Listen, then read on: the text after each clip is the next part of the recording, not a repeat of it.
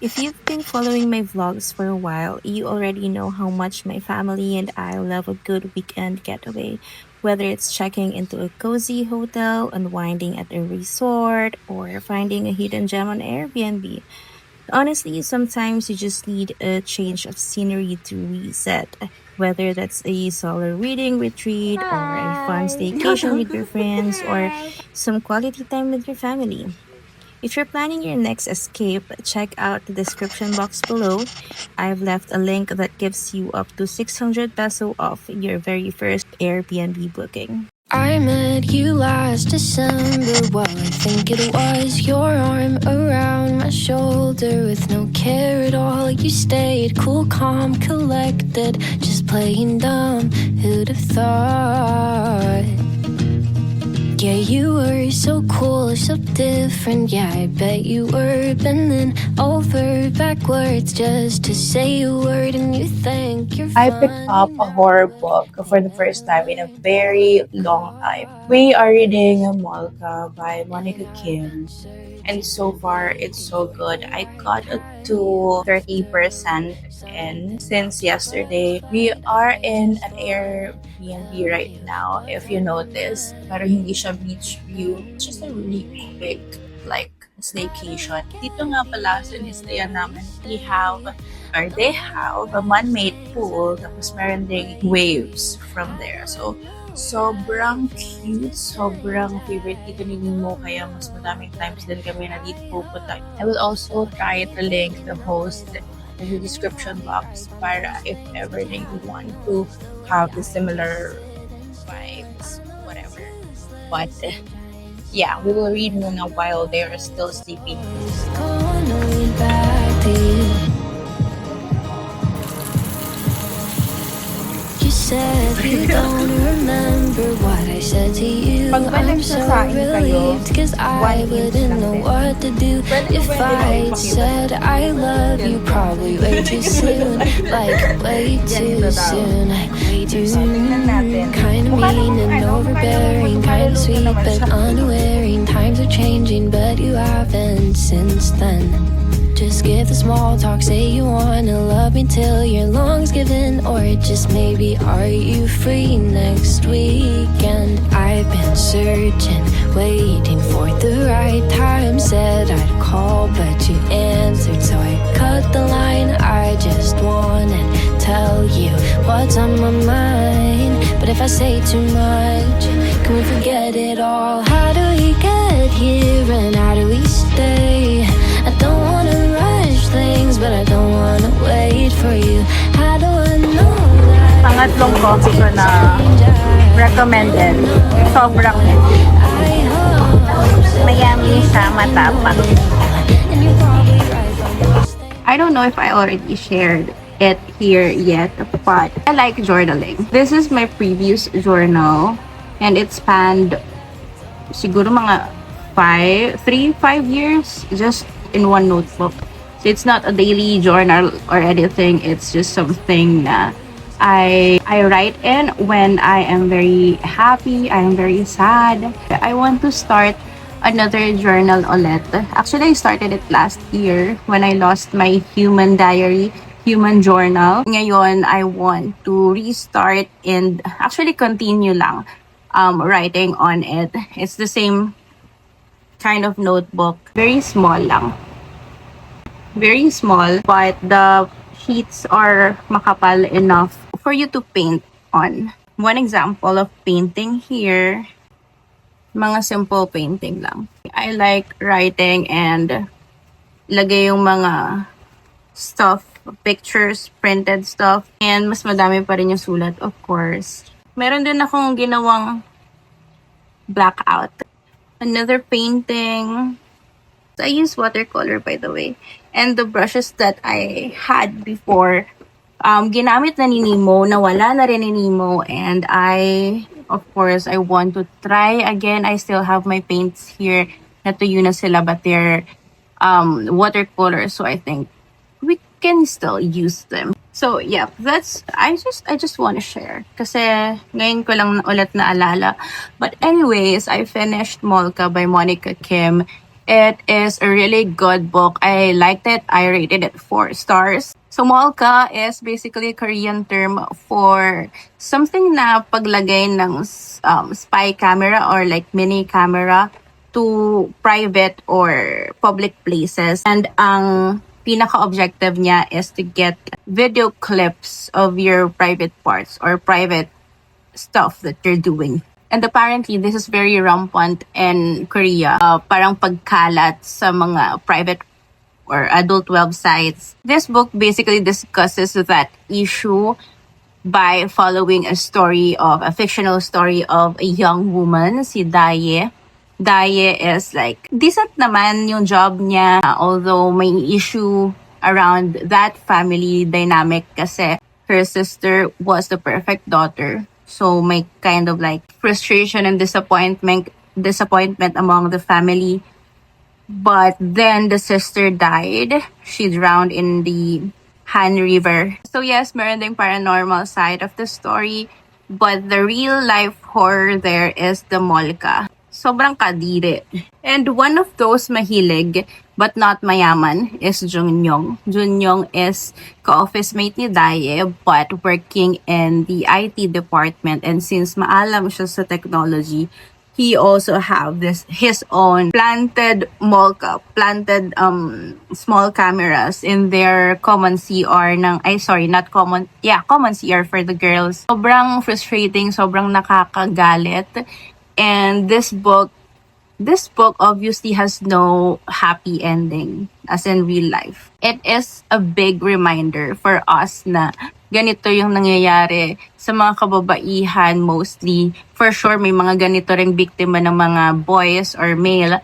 It's so frustrating. It will remind you how frustrating it is na kahit anong laban ng mga tao at ng mga babae, ganun pa rin. Ang perception nila about this is, wala naman akong sinaktan, wala ka namang ginalaw na anything, it's just a video.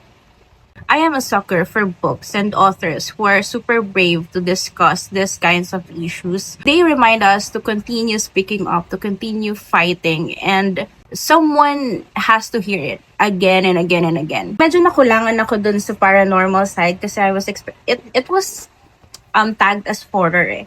And yes, there is a real life horror there, pero I was expecting more of the paranormal side.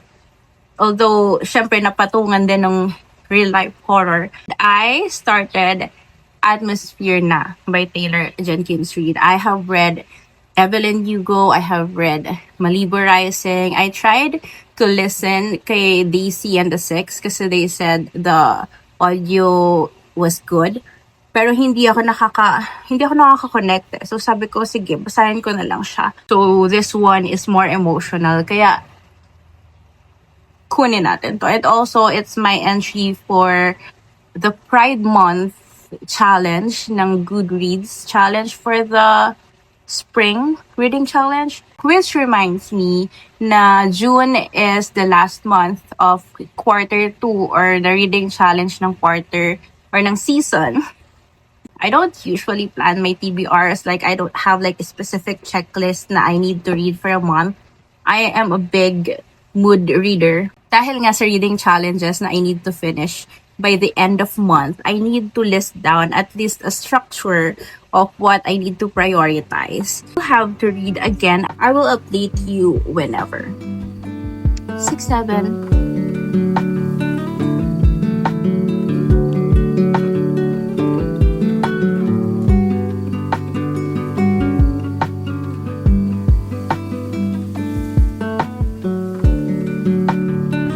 Hello. Hi.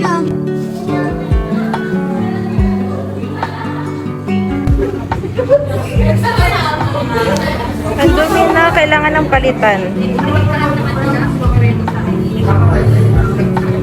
Scratches all over.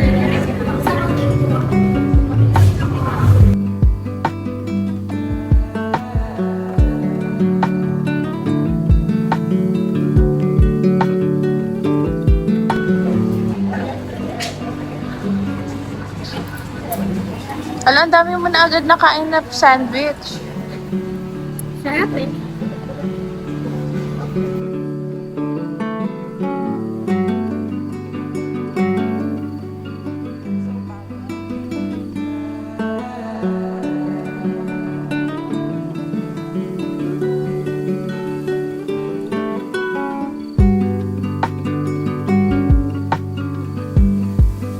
have a lot on my TBR this month. And yun ang gagawin natin. We will plan our reading. I have already picked Atmosphere by Taylor Jenkins Reid. Okay, so basically this is set in the 1980s. That's the era where shuttles are invented, like parang innovative shuttle, kasi natandaan ko there's a three-way shuttle or spaceship, kasi so first it's a shuttle, tapos it's a spaceship outside, tapos it can also be a plane pababa ulit ng Earth. So we follow Joan, who is a super smart, super genius, super nerdy, and she just beat hundreds, if not thousands, of candidates for astronaut program in NASA. And medyo nga may ano din may kind of like a commentary of like women in this male-dominated industry or in this male-dominated profession. So while they're training, they are starting their journey as astronauts and mission specialist or something. I forgot the term. Joanne meets Vanessa, which is this girl na medyo, not medyo, but very curly hair, dark brown, almost black. And yes, I know kasi the curly hair has been brought up and highlighted and emphasized every chapter of every day. I don't know why we have to like the repetitiveness of it. It's just like so annoying na at this point. This book has 2 points of view so far. I don't know if it will dagdag, but the first chapter of the book, it opened with the current or the present time where Vanessa, sabi ko na ba na si Vanessa yung curly hair?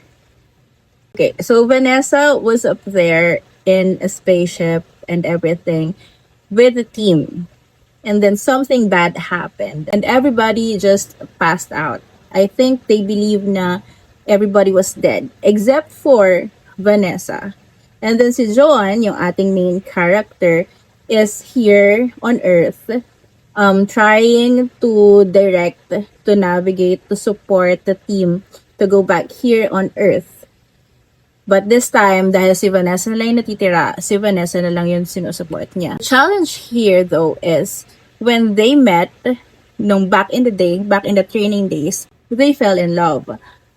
But since it's the 80s, hindi pa ganun ka talamak. What's talamak?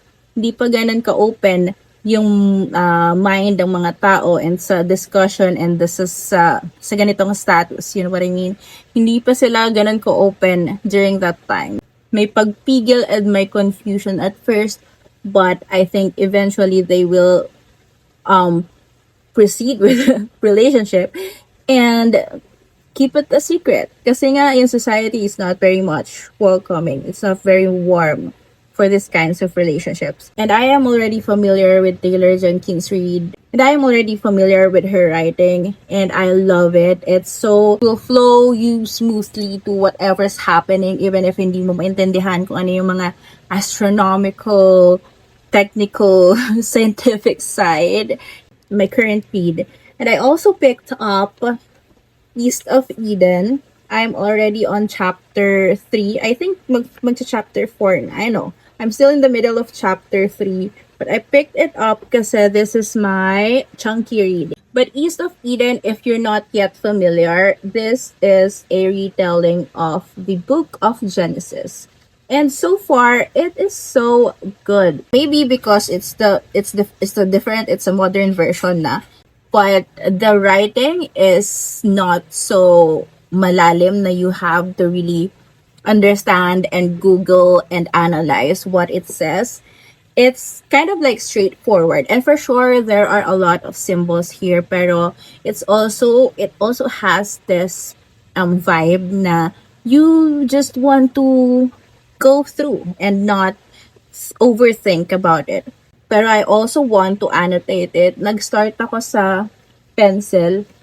That's East of Eden. I also need to pick up a rom-com, which is our book of the month or genre of the month for June. It's Fall at Once for me. Kasi ito yung pinakamaikli ko. Yes, sprayed edge siya. It's so cute. It's part of, I think it's the third book in the collection of Cozy Creek collection. It's firefighter romance, sexy single dad, fake dating, and with extra spice. Based on the Goodreads description, it's a series of rom-coms. So I picked this up for my rom-com genre of the month. I also have one community pick from Goodreads also. It's The Plot by John Han Correlitz, which is a thriller. Mukha ba siyang thriller? Yes, I think it's thriller or something. I started this.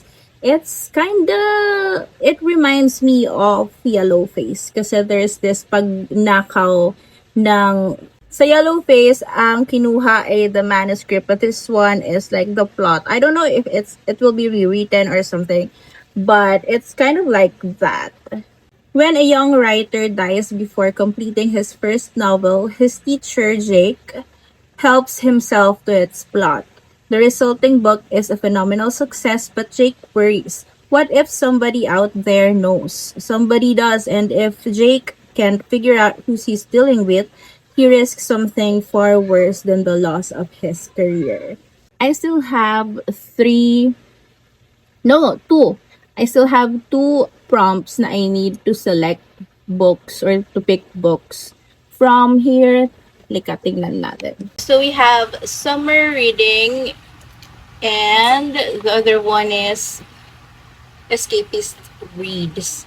So we have, for the summer reading, let's see the qualifying books. Okay, so we have here, nabasa ko na si Project Hail Mary. It's so nice. If you haven't read it yet, go ahead, please.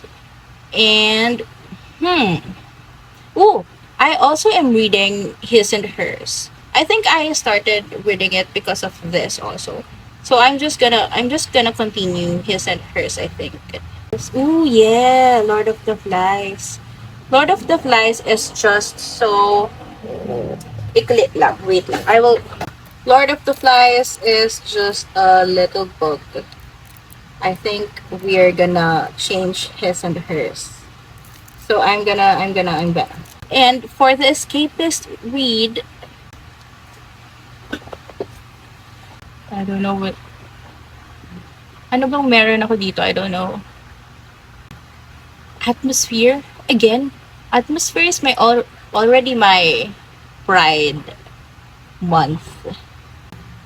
I want a copy of Dungeon Crawler Carl, but I don't think if I can still sing it. I think if we have like yesteryear also I want. Okay, so far we have this and my Kindle. So yung isa natin is for the escapist read. So I'm thinking of Dungeon Crawl Carl or Yesteryear. So yun ang pagpipilian natin or something. But we'll get through this first. Kasi medyo madami-dami siya, but we will see. Okay.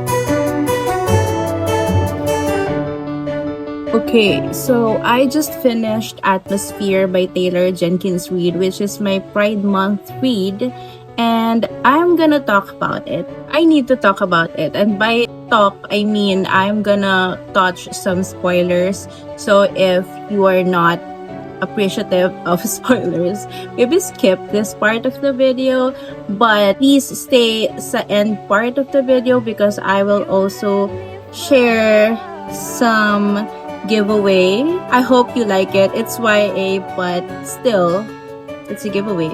So I was expecting two main points from this book. They talk about brave and courage so much. This is a big theme here in the book. Bravery and courage. And I was expecting like a touching point on their relationship. Bilang Pride Month read ko ito.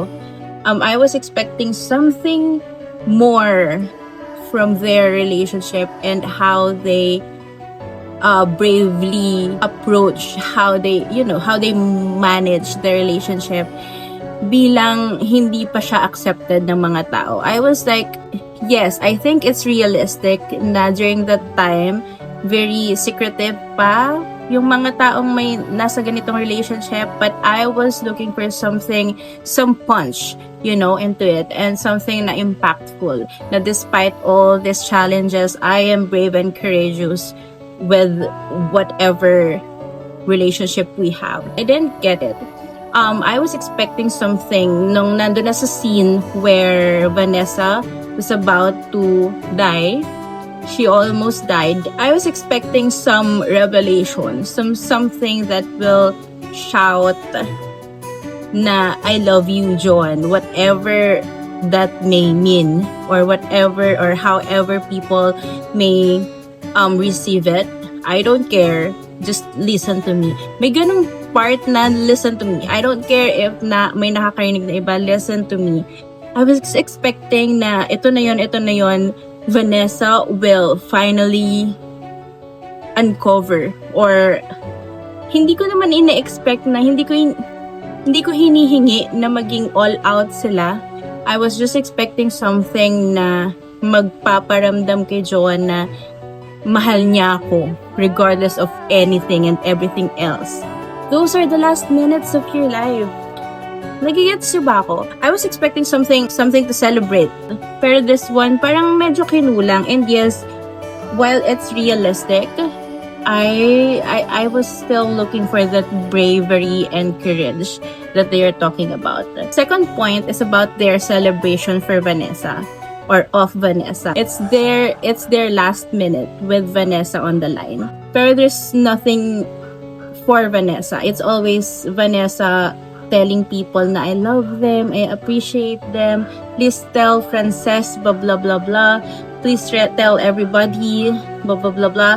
But there's nothing from the mission control or from the people on the ground for Vanessa. Maybe because I finished it on audiobook and I'm not a big audiobook person. Maybe there are also scenes or parts of it na very subtle at hindi siya ganun ka-impactful, kaya hindi tumatak sa akin. Maybe yung mga hinahanap kong yon were in between the lines na hindi ko masyadong nag-grasp. But I don't plan to go back to it just to get that. Kasi feeling ko parang hindi worth it. I don't know. I gave it 3 stars, maybe lower, pero nahiya lang talaga akong lower kasi ang dami may gusto, baka iba siya ko. Anyways, if we are already friends on Facebook, you know na I always do host some giveaways there. Next giveaway is a mini set from John Green. So, ito yung mini collection niya. Ayaw mag-zoom. There you go. I've read this all before. Gusto ko sana siyang i-reread kaya ko siya kinuha. Pinasabay ko to sa National Bookstore. It was on sale. Mura lang to. Pero if ever na you want it, if wala pa kayong copy nito and if you really want it, let me know. Just comment anything in this video. I will pull out the names from the comments of this video, but I will also have like an announcement on Facebook kasi some of my connections are there. Anyways, that's that. That's it. Just comment anything here. Pero sana naman of substance, no? Comment for my reviews, feedback na may mag-ayos ka naman ng buhok. Kasi naman, gusto ko nang ilabas yung damdamin ko about atmosphere. And you know me, hindi naman ako pala ayos. I really want to connect with you guys. Medyo shy type lang ako. At saka sometimes I don't have this like bandwidth para mag-start ng conversation. But I really try. Kaya maybe you can start the conversation and I don't know, comment something in this video and